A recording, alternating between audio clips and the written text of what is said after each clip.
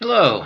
In this section, we are going to go over a very important probability distribution, which is referred to as the sampling distribution. And specifically in this section, we will look at the sampling distribution of the sample mean. And what this is, we take the sample mean and we treat it as a random variable. And we will explore the probability distribution of this random variable and what we can do with it. So, our objectives, we will learn to construct the sampling distribution of a sample mean, and then we'll introduce a very important theorem called the central limit theorem, and we'll go over how to use this theorem to compute probabilities involving sample means. So, to get us started, let us go over an example, introduce an example here. And what we want to do is we want to just kind of illustrate this concept of treating a sample mean as a random variable. So we've discussed earlier in the class how sampling is a very important aspect of statistics. Usually that involves collecting a simple random sample from within a large population. Now, if we have a very large population, then it is possible to collect more than one sample from within that population, right? We could use simple random sampling to collect one sample, and then we could go back and we could use simple random sampling to collect another sample, and then we could do it again, and we could do it again. And because the population is very large and composed of numerous individuals, when we collect several samples, those samples will be composed of different individuals. For each sample, we could compute a sample mean. And because the samples are not all the same, the sample means will not all be the same either. Okay? The value of the sample mean varies each time a sample is drawn, and because the sample mean varies, then we can treat it as a random variable. Okay? And then for each value of the random variable, we can compute a probability and develop a probability distribution. And the probability distribution that we end up with is called the sampling distribution of the sample mean. Right? So this diagram illustrates that concept, right? The large rectangle represents the population. All of the ovals represent different samples that could be collected from within that same population. And each sample has its own individual sample mean. So here's our example, right? Let's say that we have a tetrahedral die. A tetrahedral dice are shaped like a pyramid. They have 4 faces. Each face corresponds to a number between 1 and 4. So if we toss a tetrahedral die, this is like sampling a value from a population between 1 and 4, right? So our population in this case is just the 4 numbers, 1, 2, 3, and 4. And if we toss the die, right, we will randomly select one of those 4 numbers. Now, the population mean and the population standard deviation can easily be computed. Right, the population mean would be found by adding up the numbers 1, 2, 3, and 4 and dividing by 4, right? And if we do that, we get 2.5. Back in chapter 3, we discussed measures of variation and specifically the process for computing a population standard deviation, right? So you could go back and review the formula for that, but that sigma equals 1.118. That is found by computing the population standard deviation for just the numbers 1, 2, 3, and 4, right? So the population is relatively small in this case, so it's fairly straightforward to obtain a population mean and a population standard deviation. Now let's suppose that the tetrahedral die is tossed 3 times. And if we do that, we will end up with a sequence of 3 numbers. And we can treat the sequence of 3 numbers as a sample of size 3, sampled from within that population, where repetition of the same value is okay, right? So we might get samples such as 1, 1, 1, 1, 1, 2, 1, 1, 3, and so on, right? There's a lot of different samples that we could obtain. In fact, here is a table that displays all of the possible samples of size 3. that we could obtain. I forget exactly how many. There's, let's see, 1, 2, 3, 4, 5, 6, 7, 8, 9, 10, 11, 12, 13, 14, 15, 16, 32. So there's a total of 64 possible samples or sequences of 3 numbers that you could obtain if you toss the die 3 times. And this table gives us a comprehensive list. And then we see that there's, for each sample, we have a corresponding sample mean, right? And that's all of the different sample means are given on the table as well, right? So for the sample 1, 1, 1, the sample mean is 1. We add up 3 numbers and divide by 3, right? For the sample 1, 1, 2, the sample mean is 1.33, right? Add up the 3 numbers and divide by 3 to get that. For the sample 113, the sample mean is 1.67, and so on, right? And so we see we have 64 samples, and we have 64 sample means.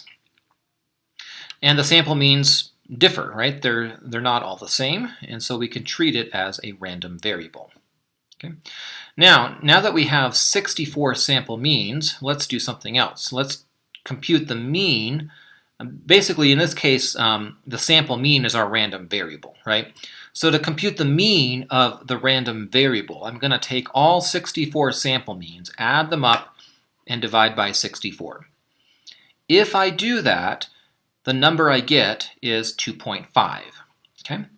And then I could also compute the population standard deviation of the random variable by applying the population standard deviation formula to all 64 sample means. Just go through that. If you did it by hand, it would take a while, but you could use a calculator or something to do that quicker. But if you did that, you would the value you would get is 0.6455. Okay, so we have a mean and a standard deviation here, and these values are different from the mean and the standard deviation that we obtained on the previous slide. On the previous slide, the mean and the standard deviation that we obtained were based off of just the 4 numbers in the population, the numbers 1, 2, 3, and 4. This mean and this standard deviation are based off of the set of 64 sample means that we have here. Okay?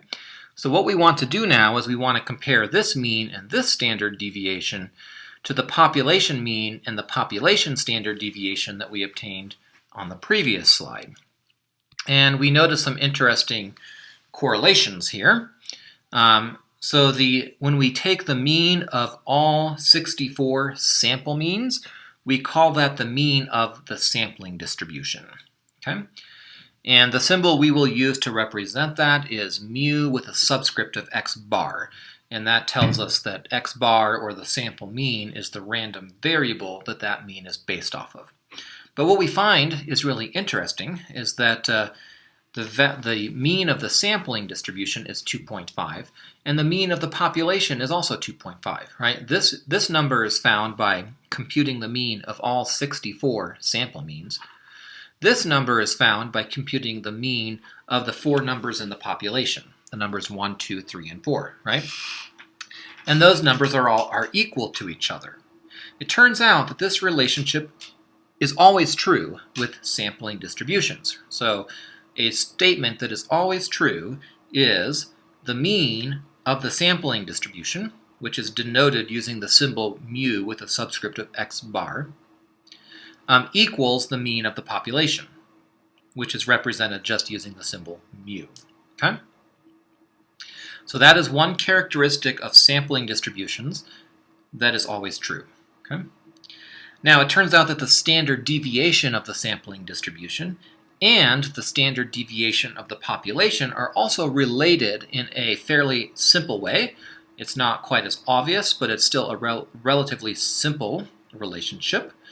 The standard deviation of the sampling distribution, which we denote using sigma with a subscript of x bar, is equal to 0.6455.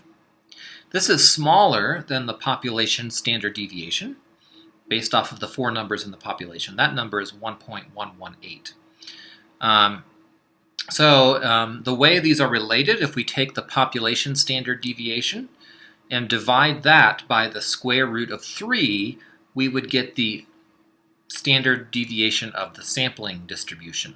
Okay. Now it turns out that the sample size is 3, so a more generic expression of this relationship would be that the standard deviation of the sampling distribution can be found by taking the population standard deviation and dividing that by the square root of the sample size. Okay? So that is the relationship between the standard deviation of the sampling distribution and the standard deviation of the population. And by the way, the standard deviation of the sampling distribution is sometimes referred to as the standard error. Okay? So if you see the term standard error, it's just the sigma x bar value. It's the standard deviation of the sampling distribution. So keep in mind here that we are dealing with, we've got 2 means and 2 standard deviations. And they're based off of different numbers, right? The population mean and the population standard deviation are based off of the 4 numbers in the population, the numbers 1, 2, 3, and 4. The mean and the standard deviation of the sampling distribution are based off of the 64 individual sample means in the table that we just looked at.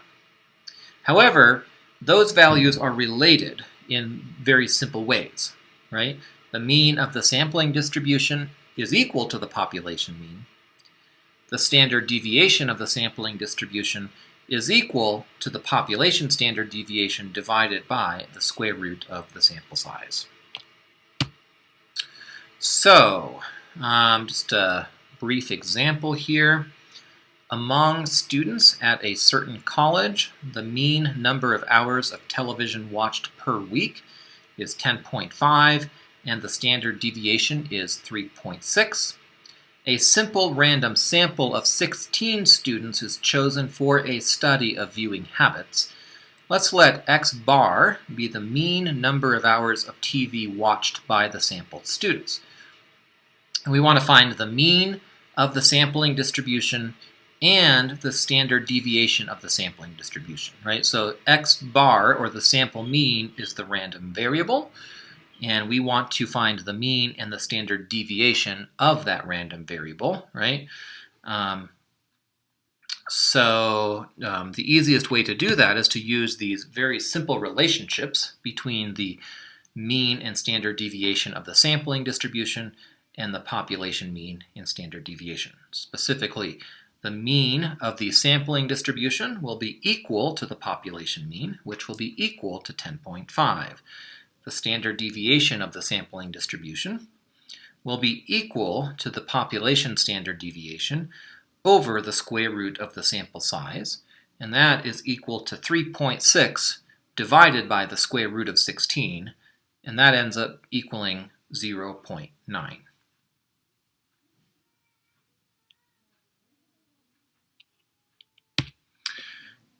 Okay, let's go back to our table. And we've left out the samples, but we just have the list of all the 64 sample means right here. And now we want to construct the probability distribution of this random variable. And we'll consider this to be a discrete random variable because the sample mean is equal to only a few discrete values. There are 64 numbers in the table, but all the numbers in this table boil down to just one of the 8 numbers in this list, right? So you can see that the value 1.33, right, repeats a few times, right? Here, here, here. The value 2 repeats a few times. Here, here, here, right? So as far as unique values, there's only 1, 2, 3, 4, 5, 6, 7, 8, 9, 10. Sorry, there's 10 of them. I think I said 8, but there's actually 10. So if we want to construct a probability distribution, then we can do either the 2-column or the 2-row format like we've looked at before. The first row, in this case, gives us the possible values of the random variable, right? All of the numbers in this table are one of these 10 values. And then the second row gives the probabilities corresponding to each of these, right? So if we want to find the probability that the sample mean is equal to 1, we go over here and we count how many times we see a 1. In this case, the number 1 only occurs once, it's right here. And we divide that by the total number of sample means, which is 64. So 1 divided by 64 is 0.016. That's what we would put right here. Okay? If we want to find the probability that the sample mean is equal to 1.33, we come over here and we count the number of times we see 1.33, which is 1, 2, 3 times. Divide that by the total number of sample means, which is 64. 3 divided by 64 is equal to 0.047. That's the number we put here. And then we keep doing that for each of these, right? For 1.67, we would count them. I see 1, 2, 3, 4, 5, 6. I believe it occurs 6 times. So 6 divided by 64 should give us the value 0.094. Right? And we keep doing that until we have all of the probabilities filled in. And that would be the probability distribution for this sampling distribution of the sample mean. Once we have the sampling distribution, we can also represent that graphically as a histogram, which we've learned how to do previously. And we're actually going to look at 2 histograms. The histogram at the top right of the screen is the probability histogram, right? Keep in mind that with the tetrahedral die, when you roll the die, there are 4 possible outcomes, and they're all equally likely outcomes. So the probability corresponding to each outcome is 1/4 or 0.25. So the probability histogram will have the 4 possible outcomes, 1, 2, 3, and 4, along the horizontal axis. And you'll have 4 rectangles of equal height just above each of these 4 values. And the height of each rectangle is 0.25, because that's the probability corresponding to each outcome. The second histogram right here, this is the histogram for the sampling distribution. This histogram is based off of the probability distribution that we put together here, right? So there are a total of 10 rectangles, one corresponding to each value of the sample mean, right? There's a rectangle for 1, 1.33, 1.67, 2, 2.33, 2.673, 3.33, 3.67, and 4. And then the height of each rectangle corresponds to its probability.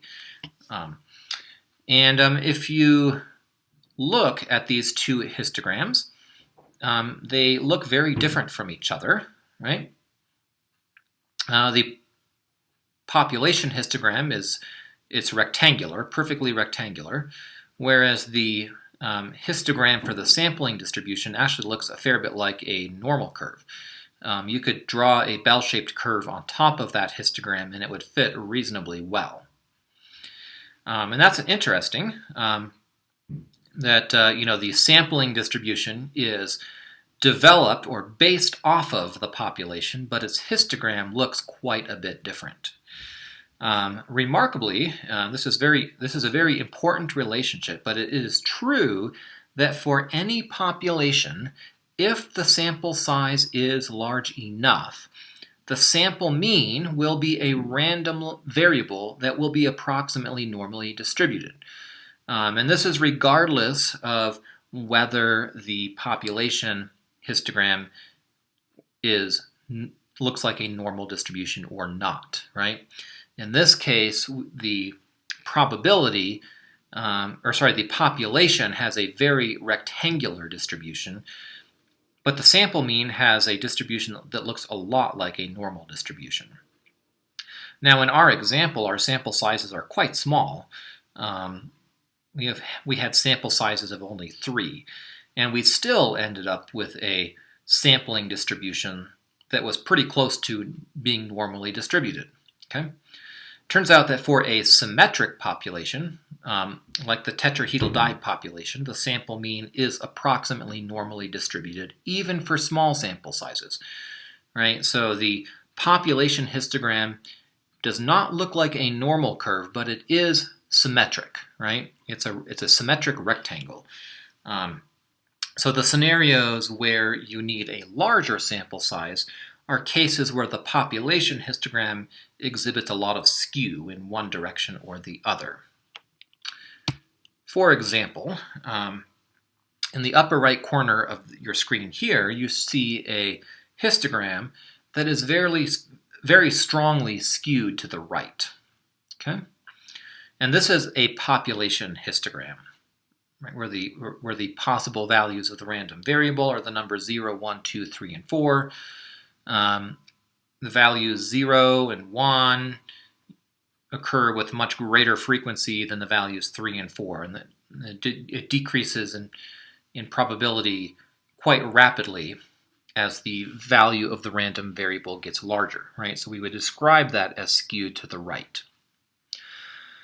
Now let's say we took the population that histogram is based off of, and we developed a sampling distribution. And the way we would do that is we would collect numerous samples from within that population, and we would compute a sample mean for each sample, and then develop a histogram or a probability distribution based in the same way that we did in the example with the tetrahedral die, right? Now, if we were going to do that, we could choose, we could do it different ways, right? We could basically the sample size could vary. So let's first of all, let's assume that we chose all of our samples were samples of size 3.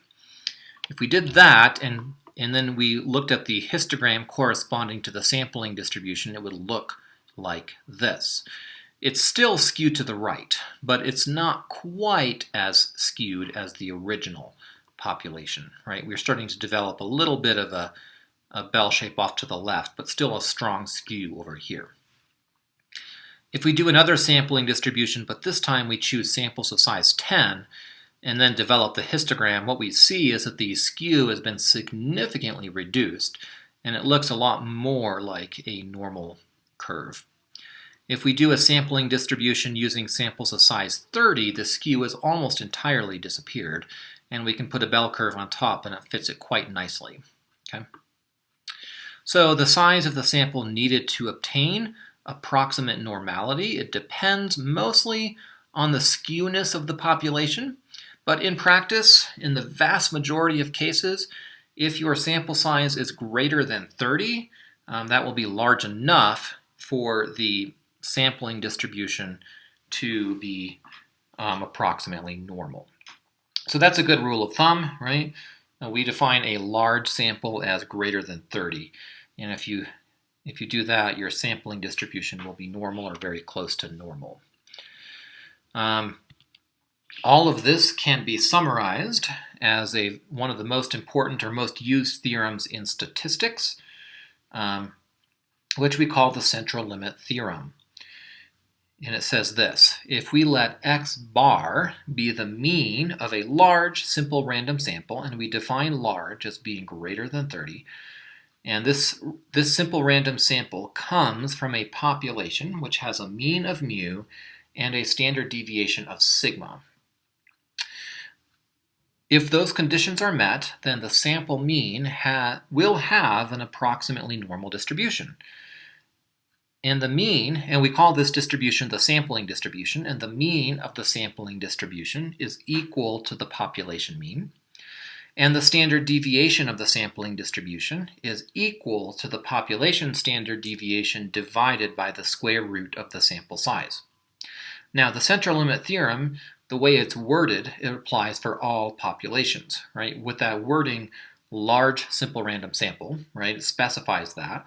As long as your sample size is large or greater than 30, then your sampling distribution will always be pretty close to normal. However, there are some cases where a smaller sample size may suffice. Like with the tetrahedral die example, right? We could get by with a small sample size because the population histogram was symmetric.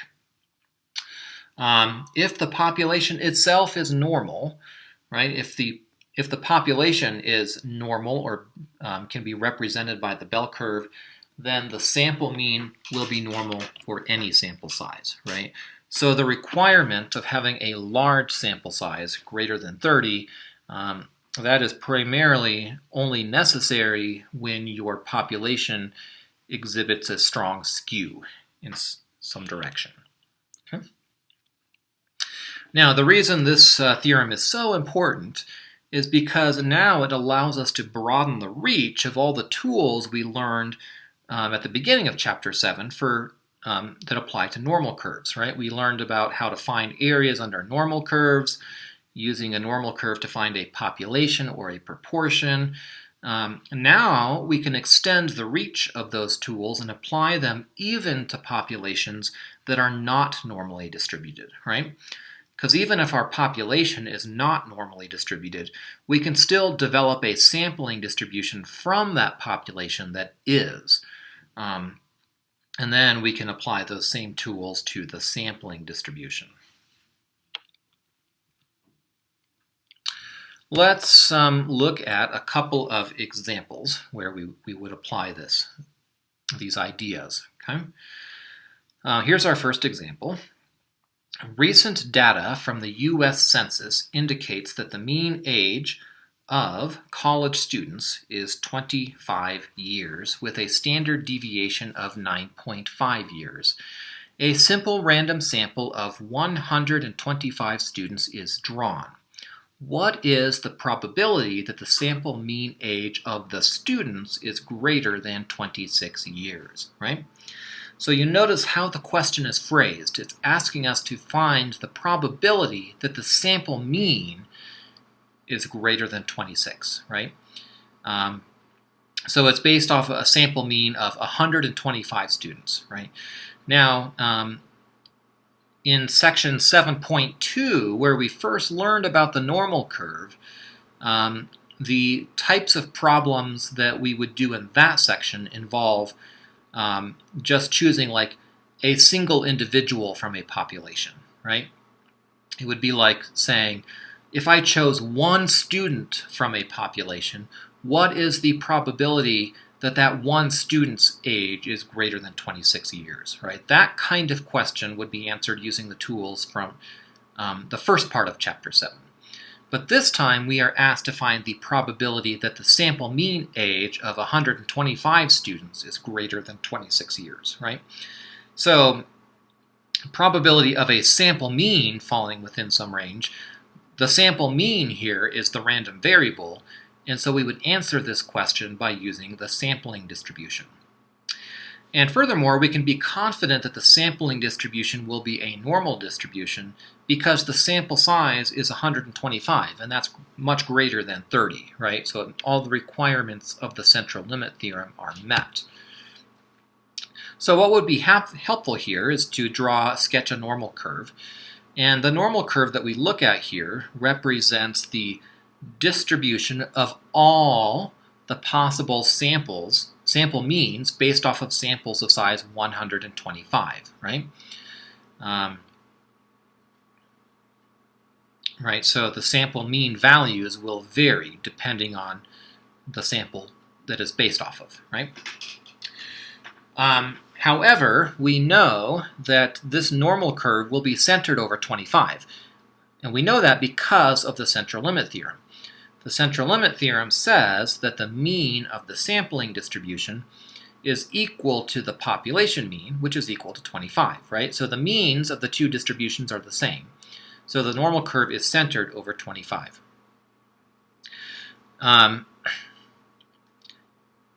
And then the standard deviation of the normal curve is equal to the population standard deviation over the square root of n.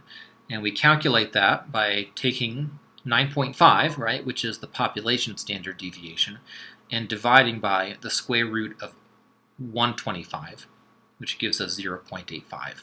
Okay. And so then then we shade the area that we want. We want the area to the right of 26 because the question says greater than 26, right? So that would be above or to the right of 26. And then we have to find that area using either the normal curve table or the normal CDF command on our calculator. Okay. if we were using the table, and let me just try something here. I think I can just draw on top of this. Sorry, let me get this set up here. There we go. Okay, pen. There we go. So if we were using the table, we would first have to convert the value 26 into a z-score. And the formula we used for that last time was z equals x minus mu over sigma, right? And it might be tempting to say, okay, I'm just going to calculate 26 minus the mean, 25, right? And then go up to the problem description and say sigma is given as 9.5, so just stick in 9.5 right here. This would actually be incorrect. And that's because 9.5 is the standard deviation of the sampling distribution, of the population, not the sampling distribution, right? So the standard deviation that we want to divide by is actually going to be this 0.85 number, the standard deviation of the sampling distribution, okay? So a better, just erase this here, a better approach would be to use a kind of a modified version of the z-score formula, and we could say the random variable in this case is actually x bar. So instead of putting x, put an x bar there. Mu can stay the same because the means are the same, and then the standard deviation we divide by is sigma over the square root of n, because that is the standard deviation of the sampling distribution, right? So it's going to look like 26 minus 25 and divide by sigma over the square root of n, which is 0.85, and that ends up equaling 1.18, okay? So that is how you would compute the z-score. Then you could go to your table and use the table in exactly the same way we learned about in section 7.1 and 7.2, right? Just keep in mind that when you find the number on the table corresponding to z equals 1.18, that will be the area to the left. To find the area to the right, you'll have to take 1 minus that, okay? Alternately, you could use the normal CDF command on your calculator. You would put in 26 for the lower endpoint, 1E99 for the upper endpoint, 25 for the mean, and 0.85 for the standard deviation. Okay. Regardless of whether you use the table or the calculator, you should end up with a value of about 0.1197. That is the shaded blue area under the curve, and that is also the probability that the sample mean age of the students is greater than 26 years. Okay, let's do one more example. Hereford cattle are one of the most popular breeds of cattle. Based on data from the Hereford Cattle Society, the mean weight of a 1-year-old Hereford bull is 1,135 pounds with a standard deviation of 97 pounds. Would it be unusual for the mean weight of 100 head of cattle to be less than 1,100 pounds? So we define an unusual event as one whose probability is less than 0.05, right? So what we want to do is we want to use the sampling distribution to find the probability of a sample mean of 100 cattle being less than 1,100 pounds, and then see if that probability is less than 0.05 or not. So here's our setup, right? Sample size is 100, which is greater than 30. So that will guarantee that our sampling distribution will be normal or close to normal. So we can use the normal curve to describe the distribution of sample means. The normal curve will be centered over 1,135, right? Because the mean of the sampling distribution is equal to the mean of the population, which is equal to 1,135. The standard deviation of our normal curve is the standard deviation of the sampling distribution, which is equal to the population standard deviation over the square root of the sample size, which is equal to 97 over the square root of 100, or 9.7. Okay? So if I wanted to find, if I want to use the table, again, I would use the modified z-score formula, right? Z equals x bar minus mu over sigma over square root of n. Sorry, I'm running out of room there. So that would be 1100 minus 1135, and sigma over the square root of n is computed down here as 9.7. Okay, and if you work that out, you're going to get negative 3.61. Okay. And then you could go to the table and you could look up the value from the table. Okay. If you looked up the value from the table, it ends up being a very small number. I think the table gives you 0.0002. Okay.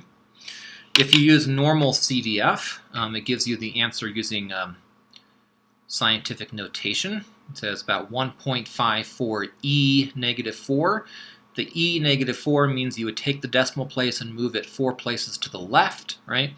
So 0.000154. The table is not that accurate, so it rounds it to 0.0002. Either way, we see, whether we use the table or the calculator, we see that the probability is very small, certainly smaller than 0.05. So it does qualify as unusual. It would be unusual for the sample mean to be less than 1100. So that is the sampling distribution for the sample mean, right? We've gone over how to construct the sampling distribution of a sample mean, how to find the mean and standard deviation of the sampling distribution, and then we introduced the central limit theorem, and we went over a couple of examples on how to use the central limit theorem to compute probabilities involving sample means. In the next section, we will explore something similar, but we will look at the sampling distribution of the sample proportion. So we will use the sample proportion as the random variable and develop a sampling distribution for the sample proportion. So it kind of follows a similar pattern, and there's another version of the central limit theorem for the proportion, and we'll cover that in detail in section 7.4. So thank you for watching.